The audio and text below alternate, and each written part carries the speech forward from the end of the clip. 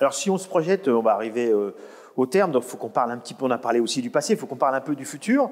Si on parle du futur immédiat ou lointain de The Sandbox, les grandes étapes ou même presque les grands rêves, hein, alors je sais que vous prenez votre temps, finalement, je crois qu'on est toujours en version bêta, c'est ça, non?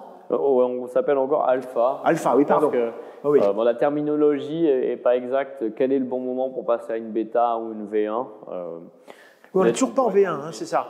Donc vous prenez votre temps. Alors c'est quoi les... Alors à un moment donné, il faudra y aller sur la 1.0. Mais dans les étapes en devenir où vous vous dites là, il va falloir mouiller le maillot, c'est quoi? Alors déjà, on a un développement très actif. On sort 2 à 3 nouvelles versions par an. La 0.11 est arrivée il y a quelques semaines avec le lancement de la saison 5 aussi derrière pour la soutenir. Il y aura une 0.12, une 0.13 cette année.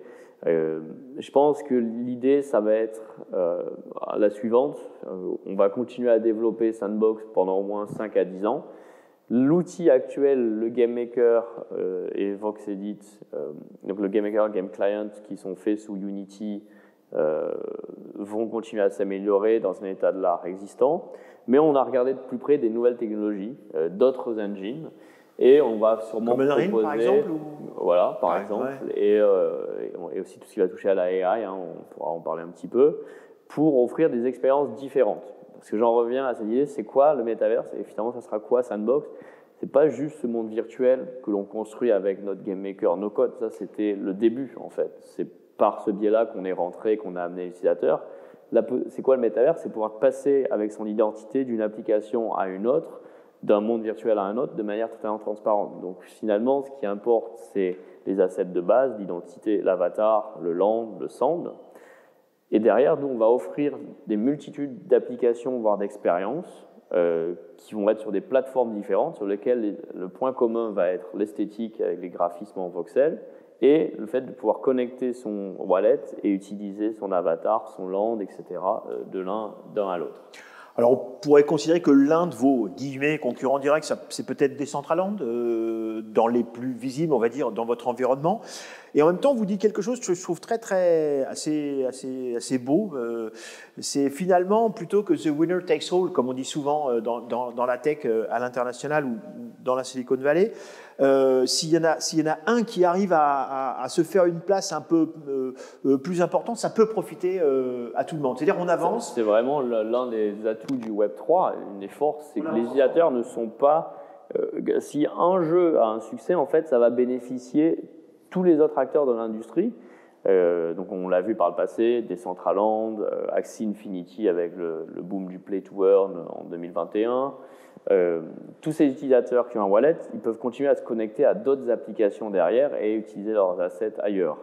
Donc au contraire, nous, ce qu'on souhaite, et c'est pour ça que j'ai cette multicasquette, la Blockchain Game Alliance, Sandbox et d'autres, ça va être de soutenir que Sandbox ou d'autres acteurs dans cet écosystème vont réussir, parce que ça nous bénéficiera tous en fait.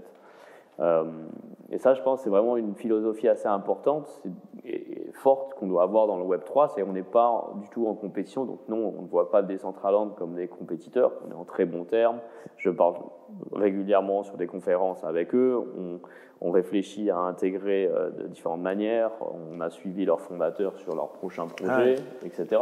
On avance ensemble ce qu'on appelle la coopétition, notamment aussi dans la recherche. Alors, je vous avais prévenu, à la fin, on a une question que je qualifie de secrète, un petit peu en mode télévision, quoi, mais à laquelle certainement vous avez déjà répondu 12 fois. Là, vous pouvez regarder celles et ceux qui nous regardent, donc vous savez qu'on arrive chez nous sans login, sans password, sans fee, sans wallet, sans rien. Si vous aviez aujourd'hui un avis, un conseil par rapport au développement en global, on va dire, nommons-le, du métaverse, ou vous pourriez aussi dire, si vous aviez un conseil au jeune Sébastien quand il sortait d'école aujourd'hui, j'aurais bien aimé qu'on me dise ça, ou que vous pourriez dire aujourd'hui à des gens qui veulent se mettre à l'âge que vous aviez en sortant de l'école, les choses, peut-être la chose à pas éviter, à éviter ou à ne pas rater. Quel message voudriez passer aujourd'hui?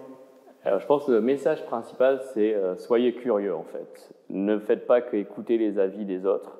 faites-vous votre propre avis et faites-le en essayant les produits. Il n'y a pas de meilleur moyen de se rendre compte du potentiel d'une technologie future, même si elle en est à ses tout débuts, qu'en testant les produits, en essayant, en disant « Ok, ça, c'était pas très intéressant, mais ça, c'est intéressant.